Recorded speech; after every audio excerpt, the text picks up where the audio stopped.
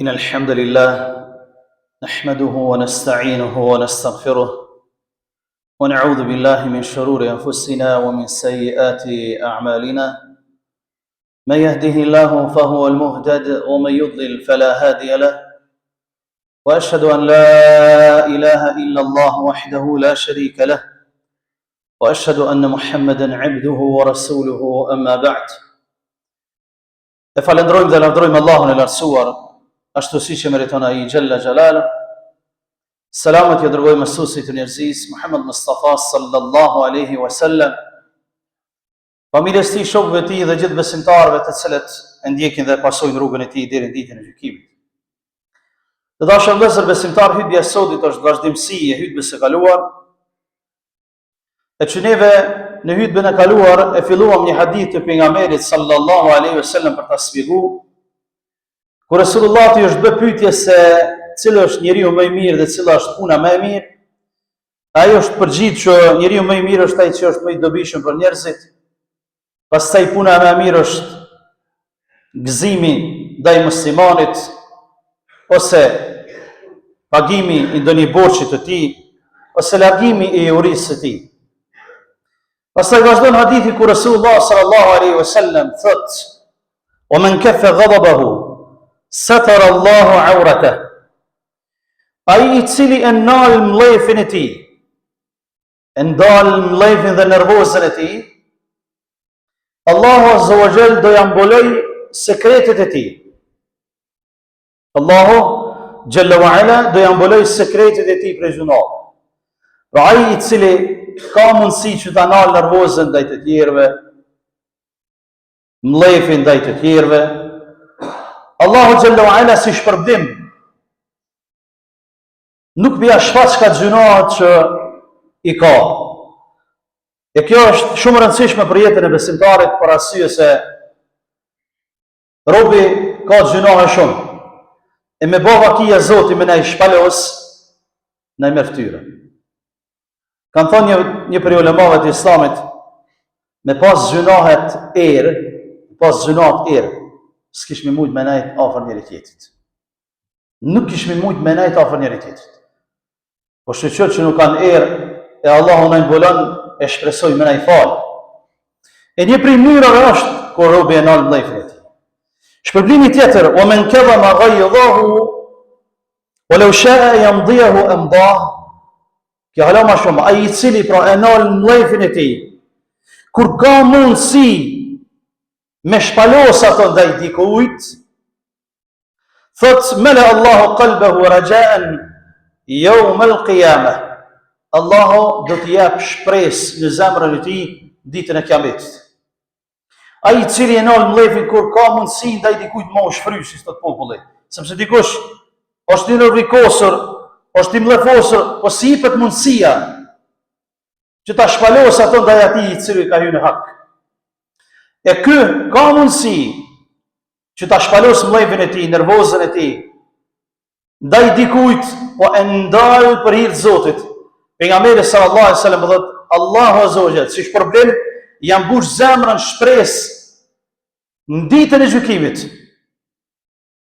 Wallahi në ditën e gjykimit tham më herët poshtë, pak njerëz shpresojnë që kanë më shpëtuar.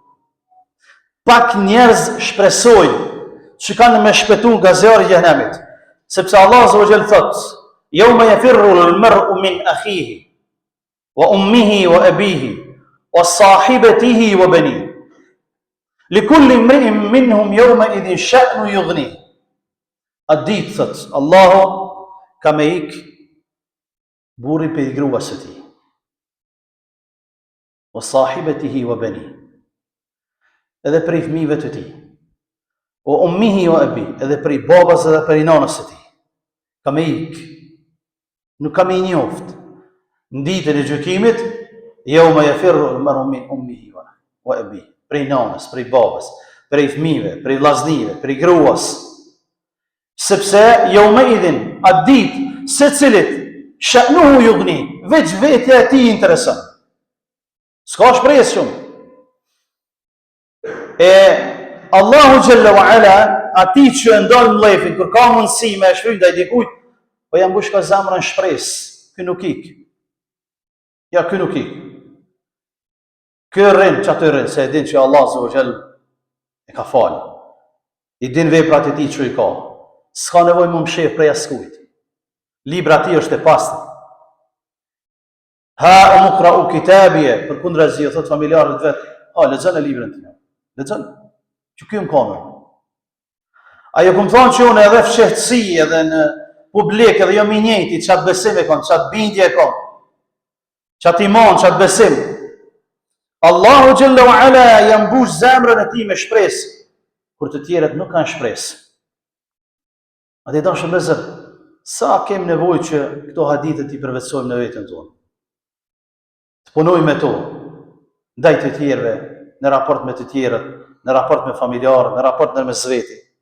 Pastaj thot pejgamberi sallallahu alaihi wasallam në vazhdim: "Wa man masha ma akhihi fi hajatin hatta tatahayyahu lah", ai që shkon me vllahun e tij për t'ia kryer një punë derisa ta kryen atë, athbata Allahu qadamahu yawma tazullu al-aqdam. Allahu do t'ia forcoj këmbët e tij atë ditë kur kanë me lëviz shumë këmba në urën e siratit. Allahu ka me afërcu këmbët e tij në urën e siratit, ku shumë e njeri rrshet nuk mund me kalu, sepse i bëhet më e hollë se tehu i thikës. Shumë e njeri rrshet dhe bjen në xhenem, Allah na rujt. E këtij robi i cili i del në ndihmë të tjerëve, shkon me vllahun e tij për t'ia kryer një punë, edhe nuk thot s'ka vakt, jo me zëm të çejt apo ku xheq. Po shkon dhe e kryen nëse ka mundësi. Dhe nuk e lën vetë derisa t'ia mbaroj punën që e ka, Allahu Azza wa Jall si shpërblim ja forcon këmbët e tij atë ditë kur shumë e këmba lëvrit. S'është e sigurt. Dridhet. Wallahi ne me dal me menaj gjykat këtu që i kem në dynja. Ka gjë shumë do të mi forcu kam nëse si besimtar i forcë dridhet. Para mendon me dal para Zotit që lëshan. Para mendon me ecë urën e siratit ku poshtë është xhenem. A na dridhen këmbët ajo? Wallahi na dridhen. Po a ki hiç unë ecë, zhak, siç ka në hadith. Ka prej tyre që zhak se se mojnë këmbë. Ka prej tyre që kanë me ecë zhaga si fëmiu, se mojnë këmbë me ecë. E në këto momente Allah Azza wa Jalla forcon robën e tij. Allah na bëj prej tyre. Vazhdon hadithi dhe thot: "Wa inna su'al khuluq yufsidu al-amala kama yufsidu al-khallu al-asala." Dhe dini thot o besimtar që sjellja e keqe, morali i keq, e prish punën krejt. Ashtu siç e prish uthulla mjaltën. Pra, nëse dëshiron këto punë që i kena përmend që të hyjbe, me qenë që duhet, rregulloje dhe sjelljen. Sjellja e keqe krejt i prish. Krejt i prish të punë. Që se shkon dikujt me kryer një punë, mos u sill keq me ta, derisa ta krysh, do hajde me krye më. Ose mos ja i çadrës, mos më ka çadra, mos më ka çadra. Krye punën edhe ec, mos u sill keq me të tjerët. Bëj njëri i dobishëm. Me i dobishëm për të tjerët. Krye një punë dikujt, lajni borxh dikujt, jekja urin dikujt, nale mlefin, nale nervozën. Bëj për atyre besimtarëve që kur ti kryjmë punët, nuk jemi në sjellje të keqe ndaj të tjerëve. Për arsye se sjellja e keqe e prish punën krejt, e udhton sikurse mjaltës dashur vëllezër me i qit uthull. Uthulla e prish mjaltën. Sjet mjaltë maja. Andaj Resulullah për mbyll hadithin me këtë tani madhështore. Keni kujdes sjelljet e mira ndaj njëri tjetrit. Sillu mirë me robrit e Allahut Azza wa Jall në tokë. Bëjmë mëshirshëm me robrit e Allahut në tokë. Dëshmet me mëshiru ai i cili është mbi qiell, Allahu Jalla Shanu wa taqaddasat asma'u. Mëshiroj ata të cilët kanë nevojë. Mëshiroj të veçlit dhe të plesht. Dashëm që Allah Azza wa Jall më na mëshiru dhe mos më na prish punët. Fjala jon, vepra jon, e keqja e vetes ton, sepse i prish mi punë, pastaj që e kem ndërtuar ndërtesën e shambi me sjelljet tona të këqija, duke lutur Allahun Azza wa Jall që të na bëj prej atyre njerëzve që sillemi mirë ndaj njëri tjetrit. Duke lutur Allahun Jalla wa Ala që të na bëj njerëz të moralshëm, me khuluk, me akhlaq të mirë, me sjellje të mira, me punë të mira, me vepra të mira, në ndihmë ndaj njëri tjetrit. Dhe kështu zbashka Allah Azza wa Jalla ashtu siç na ka bashkuar në këtë xhami, na bashkojnë në xhenetin e tij. Kjo është puna më e mirë për robën duke lutur Allahun që të jenë prej tyre, na bëj prej atyre besimtarëve të mirë dhe prej xhenetive. Amin. Aqulu qawli hadha wa astaghfirullaha li wa lakum fastaghfiruhu min kulli dhanbin innahu huwal ghafurur rahim.